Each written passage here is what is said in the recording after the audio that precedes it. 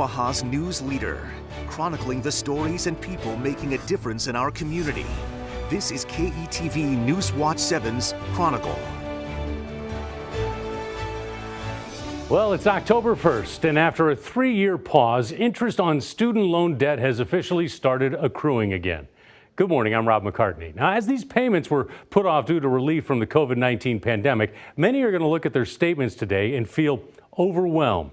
Right now, about 45 million Americans have student loans through the federal government. Between all of those borrowers, there's more than $1.6 trillion in federal student loan debt.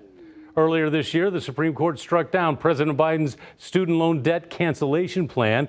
It's a plan many Americans were hoping for. Emily Irwin, who's Senior Director of Advice at Wells Fargo, recognizes the difficult position borrowers are in. We really have to be able to set aside any anger or disappointment that changes weren't made with respect to loan forgiveness, because this can affect your financial future. Irwin says it's time to get organized and make a list detailing your loan's information, things like the provider, balance, and interest rate. Then make a list of your expenses and look at your income to determine where to allocate money to those student loan payments. Irwin's last tip: start tackling your loans that have the higher interest rates. In the long run, that could save you money. There is some light at the end of the tunnel. For the next 12 months, borrowers will be able to skip payments without facing the harsh financial consequences of defaulting on their loans. That is through the on-ramp period. It lasts through September 30th of 2024. During the time, borrower won't be reported as being in default to the national credit rating agencies, because if that happens, it can damage a person's credit score.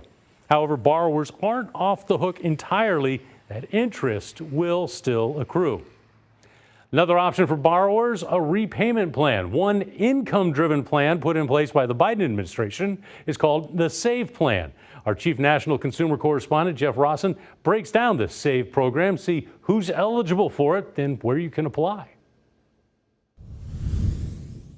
Applications for the SAVE program are now open. SAVE stands for Saving on a Valuable Education.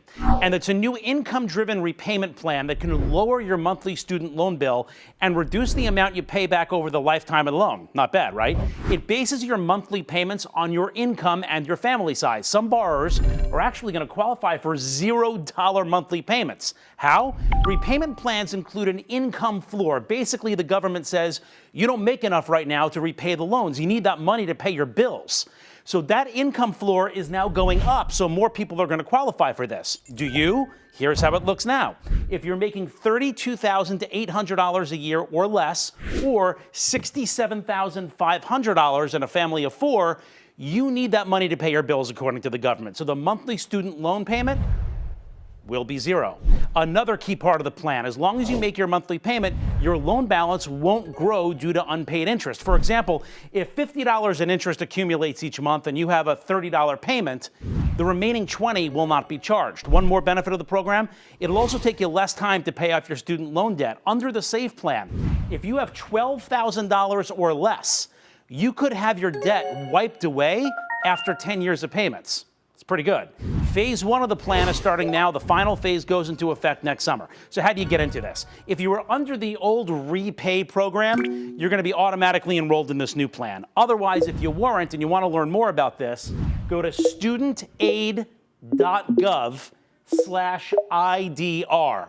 I'm going to put all this information and an easy link right to it at RossenReports.com, and I hope it helps. That's all for today. Back to you.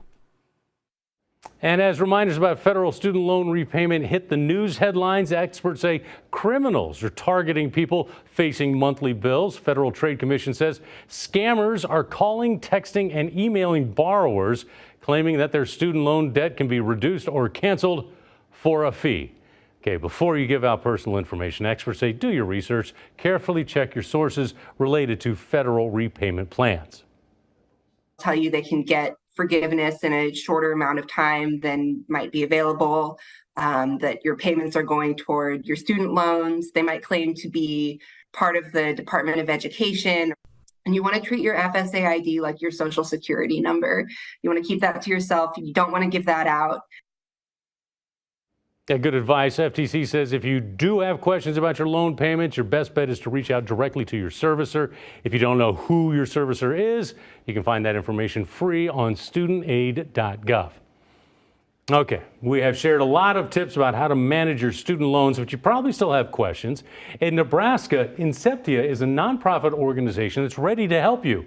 And joining me now is Mia Daynard. She is on Inceptia's loan repayment counseling team, which is a great project or a program and service. And Mia, thanks. First off, you're hearing from a lot of people. Some people are angry, I'm sure, that they got to pay these loans back. What do you tell them? It's, I understand that they're angry having to pay back these student loans, and it's understandable with all the changes, and they thought their loans were going to be forgiven. But now it's the time to really buckle down, budget, and look at the options that are available to you, because there's so many, from different repayment plans to forgiveness options.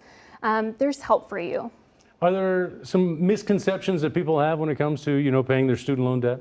There's a lot of misconceptions out there about paying your student loan debt, whereas if I don't pay my student loans, then they're just going to go away. That there's still another forgiveness program that's going to wipe it out.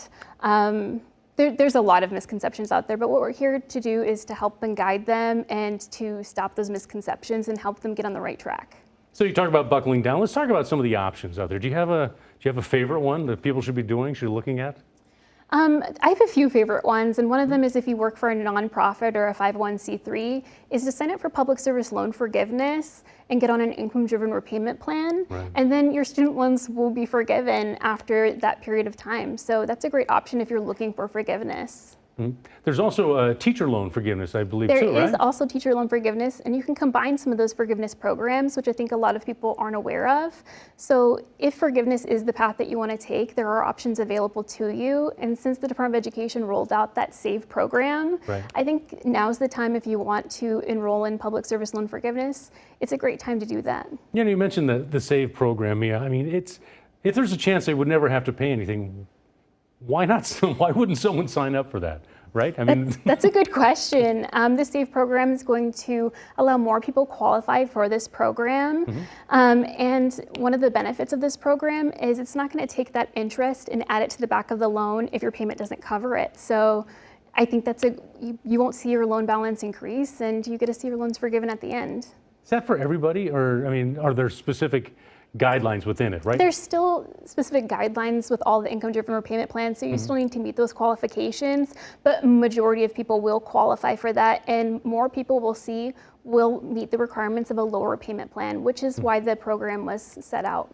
So how do you explain it to someone who calls in? If I would call up and say, Mia, I just got this bill in the mail. This is I got to start paying these things again. What's my job one? What should I do? What's job one? What's the first thing I should do? Let's get you in touch with your servicer. Let's make that connection.